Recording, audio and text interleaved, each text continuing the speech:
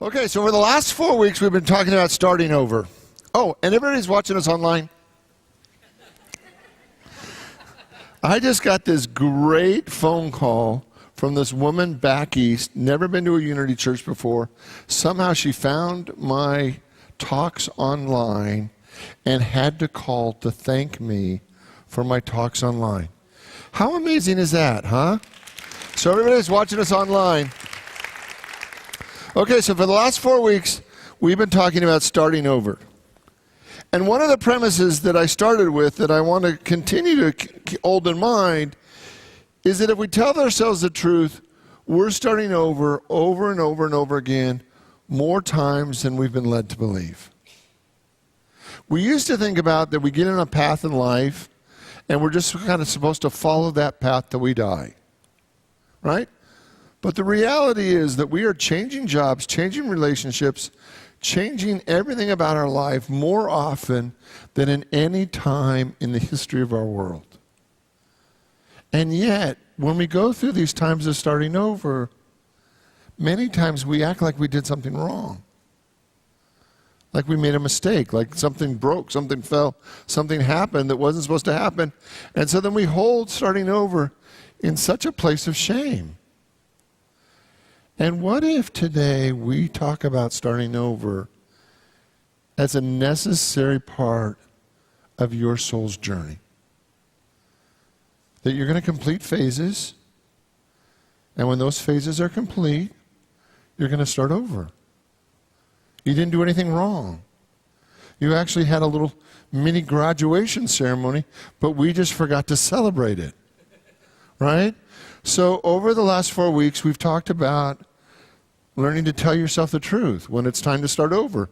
The easiest way to move through one phase to the next is actually to tell yourself the truth. And then we talked about who am I now? And really discovering who we are now. And then we talked about where the doors are opening in your life and looking at the doors that are opening. And then last week we looked at where's my support. And tonight we're going to look at learning to be bold again. Because for many of us, when we're looking at starting over, our expectation is, or our hope is, that we're just going to survive. If I can survive my divorce, if I can survive my bankruptcy, if I can survive this loss of my job, if I can just survive this health challenge. And we go into these situations of starting over with a benchmark that's way too low. Yes, surviving is important. But it's not really why your soul is on this planet. You did not say to God, God, I want to come into this life experience so I can survive it. True? Because does anybody survive it?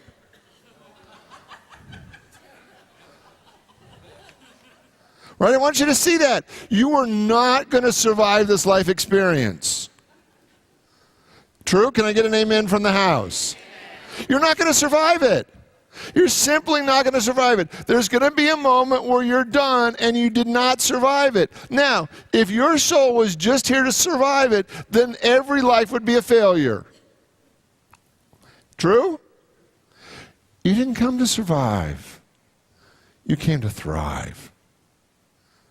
And you came to thrive over and over and over again in various ways, in various situations, when it looks like the chips were down, when it looks like you had everything, that no matter what's going on in your life, you came to thrive.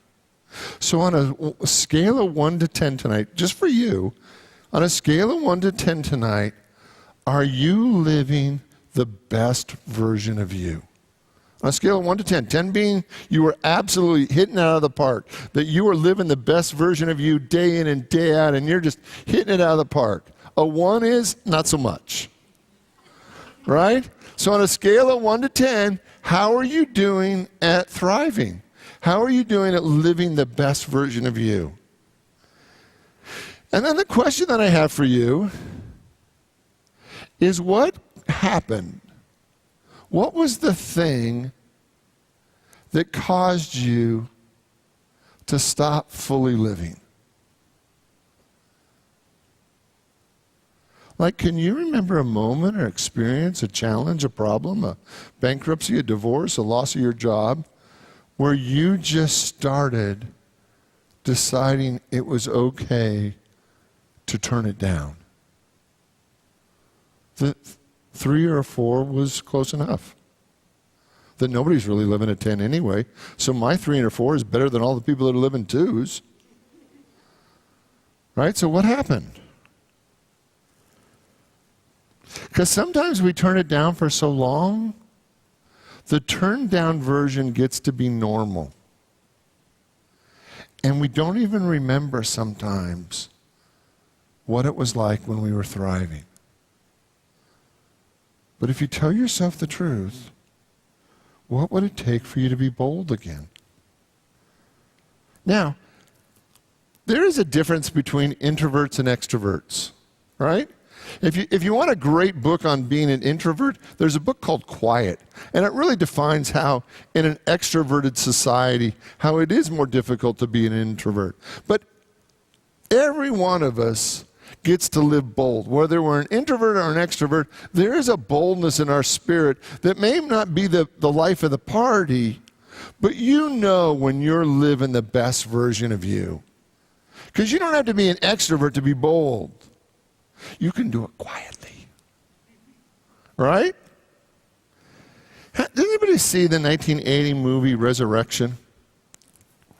Does anybody, you know what I'm talking about? There was a movie that came out in 1980, and it was about resurrection. It was about this woman who was in her car with her husband. The car went over the cliff. He died. She's paralyzed. But through the course of this accident, she is aware or given the gift of healing. Straight up gift of healing, where she actually realizes that she has this gift and she has some pretty significant healing. I think it's a great movie, right? And the whole movie is about this resurrection where she dies, or pretty close to it. The life that she knew definitely died. And she was born again into this healer. And what I want you to see tonight is we started this series the week after Easter. Easter, for most of us, is the story of resurrection. It's the story of dying to the old way and being reborn. And over again, we have to go through this process of resurrecting ourselves. Nature does it every year. You know, have you ever lived up north? Right? If you've ever lived up north, the way nature resurrects itself every year is no less than stunning, right? It goes from being snowy, dead, gone, right? And then within a month or 6 weeks, everything comes alive. Like everything knows that if it's going to grow, it's only got a little bit of time, so it gets after it. Right? I mean, we see things leaf out, there's green, everything's growing, everything's going. And it has 3 or 4 or 5 months of nice growing season. And then what happens? It gets cold. The leaves all turn colors. They all fall off. And for then 5 or 6 or 7 months, it looks like they're dead. And that's its whole life. Is that every year it's got these 3 or 4, 5, 6 months where it gets to show all of its glory. It dies, and it does it again, over and over and over again. Now, you would think at some point one of the bushes or one of the trees would say, oy vey. You know? We know where this is going. I'm going to give you my best shot. If I'm a hydrangea bush or whatever, I'm going to give you my best shot. I'm going to give you all I got. I'm going to green up for you. I'm going to put out these huge, big hydrangea flowers. You're going to say, oh, isn't that beautiful? Didn't my hydrangea do great this year? And I'm going to be like that for 3 or 4 months. And then everything's going to fall off. Can you imagine if everything in your life fell off every year? Can you really imagine what that would be like? You would have to have incredible self-esteem to have everything fall off and know that you were okay.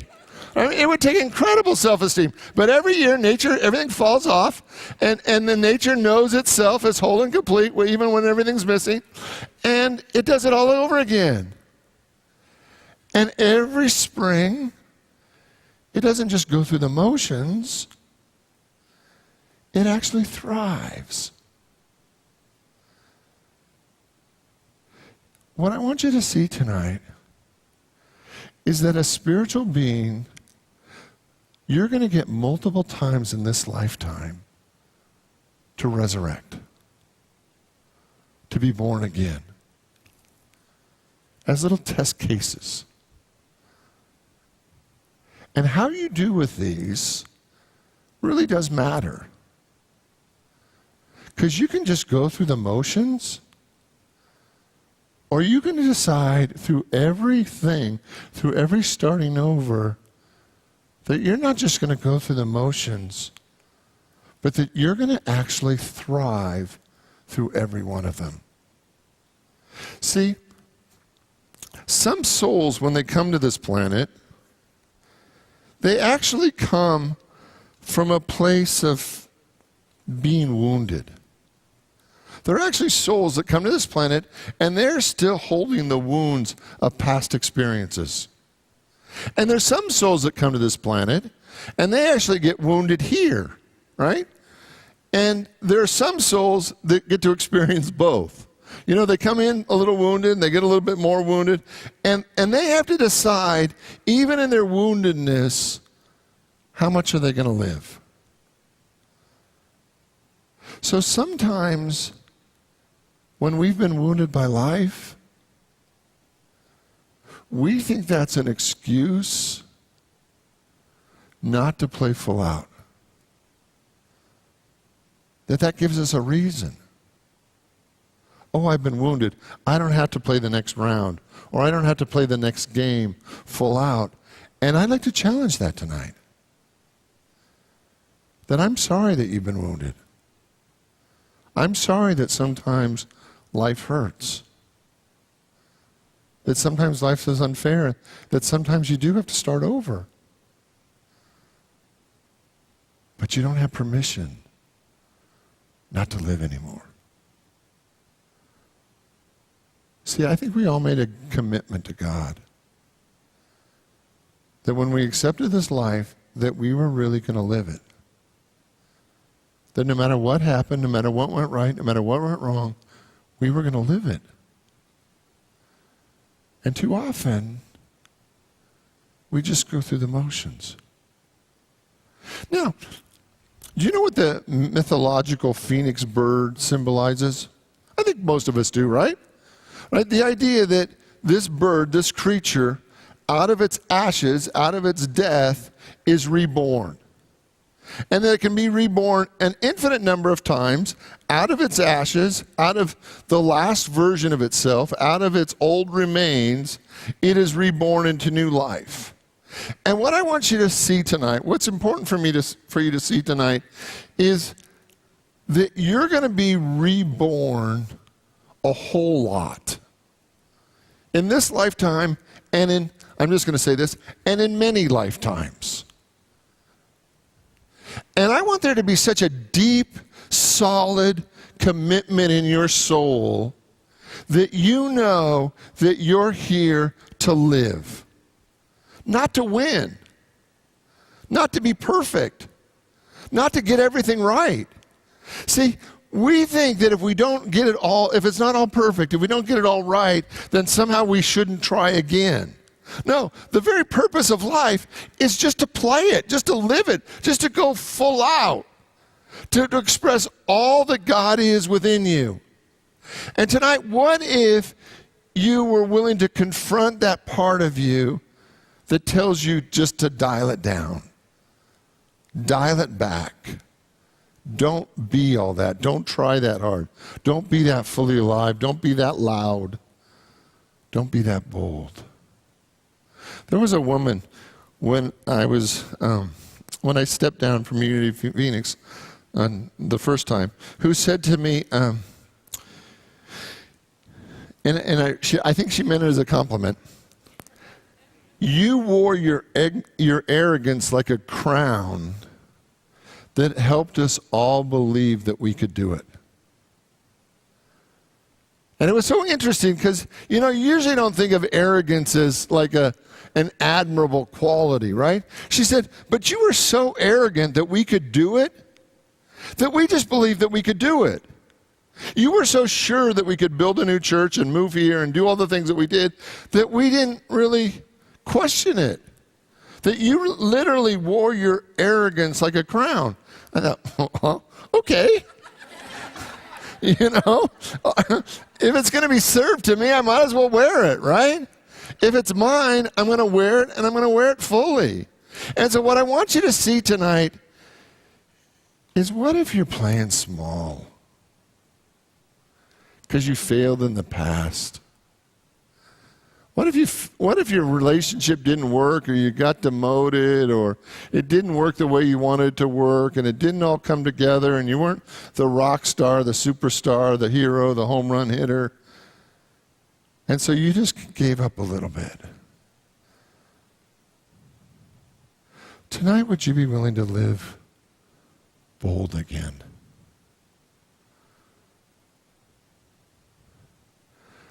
I have a friend, and when we play golf, we don't keep score. Now, people who play golf, if you tell them that, they get really offended. Right? Because, why do you bother to play golf if you're not going to keep score, right? And it's like, we play golf because it's green, it's grass, it's beautiful, and we like to hang out together. And we found that we were both just a little too neurotic to keep score. Right? So for us, it just works better, right? And what I see is about life is kind of the same way. Sometimes we keep score so diligently that we actually stop living because we're so worried about the score. On your last day, do you think God cares what the score is? I think the much more important question is, when your soul is asked, did you live full out? Or did you live afraid? Did you play it safe? Or did you risk? Did you go for your passion and your pleasure and your joy? Or did you worry that it wasn't all going to work out, so you kind of covered the bets? Tonight, what would it look like? What would it feel like? What would it taste like if you were willing to live boldly again? And I've got 5 things I want to talk to you about. The first one is, if you're going to live bold again, who do you need to forgive?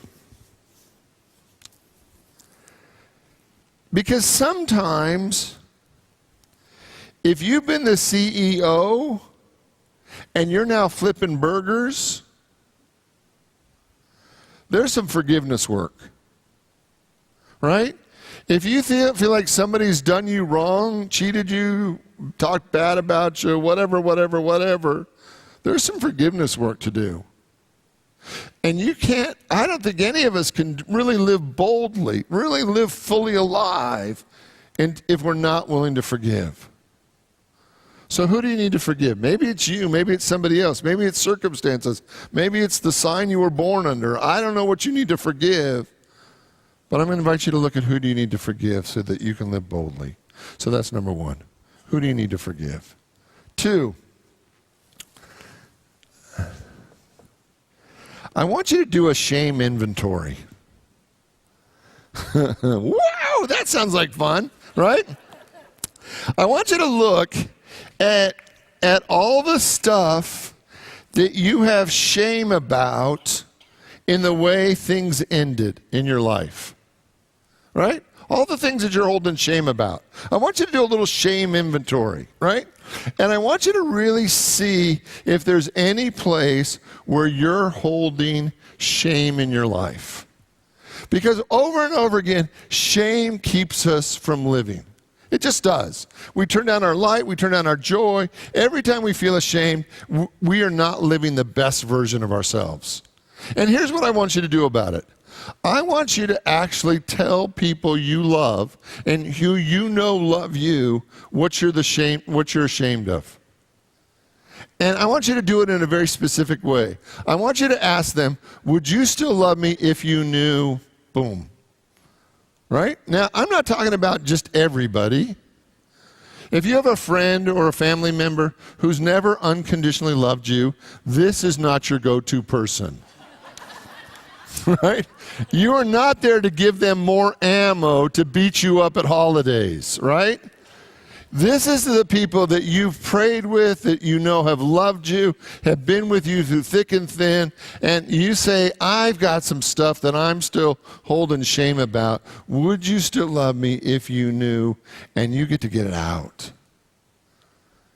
And you get to actually feel free. Because the best way to release shame is to, in somebody else's eyes, to see it in their eyes, that they still love you anyway. And if they still love you anyway, then you can actually learn to love yourself anyways.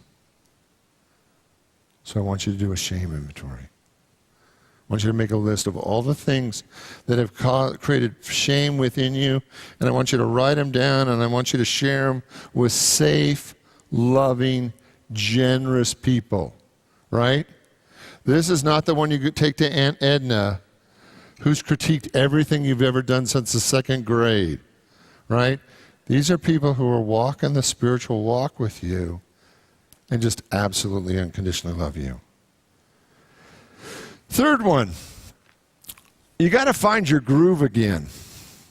And what I mean by that is you got to decide if you're willing to start living by joy instead of living by fear.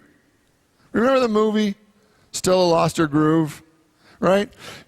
You've got to be willing to do what gives you profound joy. Because we don't live full out trying to avoid fear. It just never works like that.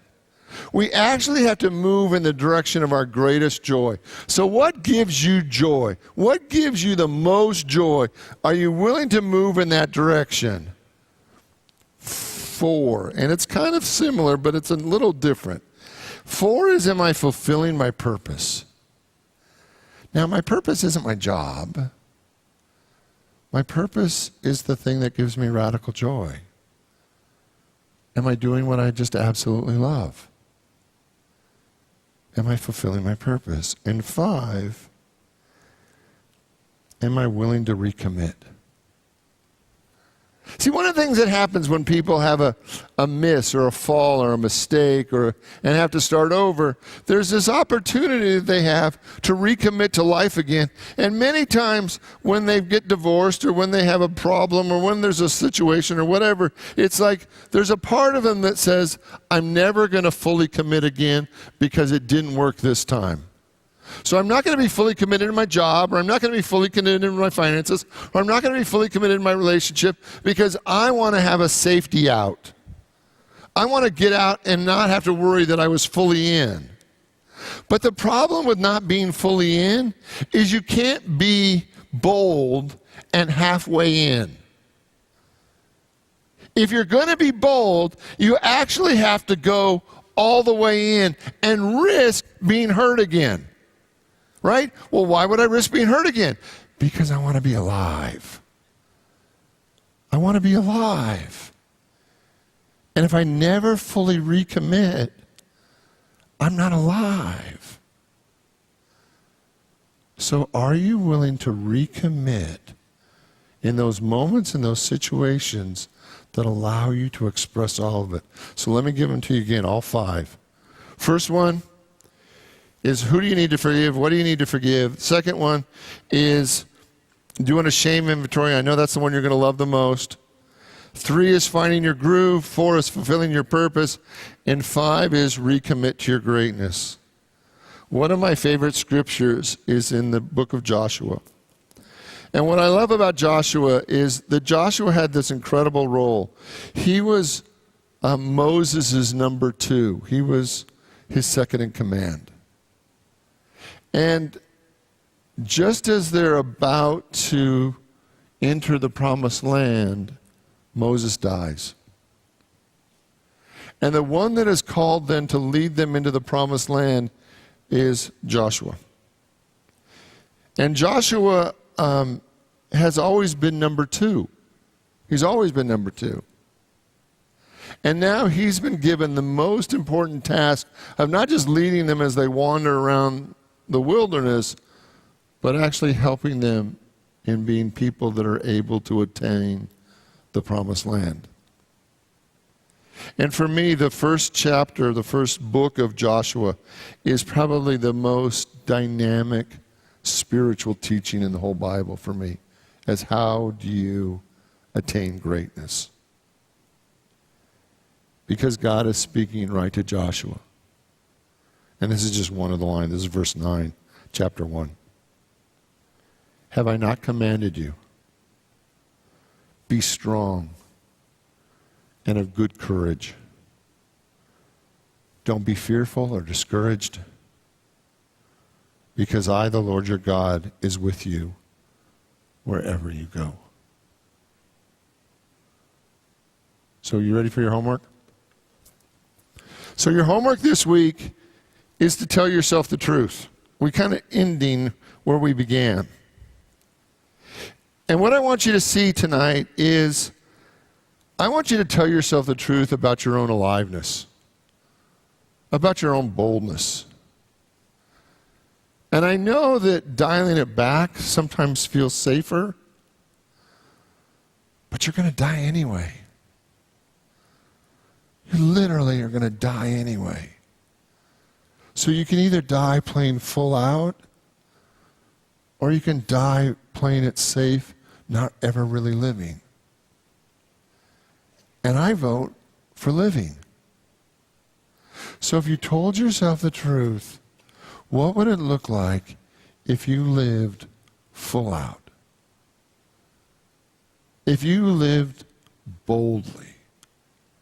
If you took chances, trusted God, loved with your full heart, fully committed to life, and lived the best version of you, what would it look like? And what are at least 3 ways, here's the other one, what are at least 3 ways you know you could live more boldly? And are you willing to do that? Because your spirit, you were created in the image and likeness of God. Nobody's keeping score. Maybe you are, but nobody's keeping score. The only question is, how much you living? And are you really living all that's within you? And that's the only question that only you can answer. You know this one. And you know if you've got more in you. I commit to being bold. Will you say that with me? I commit to being bold. Okay, so if that's the best you got, we are in so much trouble. One more time, ready? I commit to being bold. All right, why don't you wiggle around, wiggle your shoulders, wiggle your hips, wiggle around in that. I want you to say it one more time. I commit to being bold. One more time, like we really mean it, right? So I want you to kind of see one of your fears. Does everybody have a fear? And it can be anything. Fear of death, fear of whatever, right? Everybody pick a fear, right? And I want you to say to your fear, I commit to being bold. Together? I commit to being bold. Can you see your fear? Let's say it one more time. I commit to being bold. One more time, just for grins. I commit to being bold. Pray with me. And I invite you to open your mind, your heart, your soul. That there is so much within you. There is absolutely so much to being within you. that tonight we decide to live. Not to be safe, not to be right, not to be better than anyone else. We decide to live fully and completely from the glory of God that is within us. In the name and through the power of the living Christ, we give thanks, and so it is. Amen.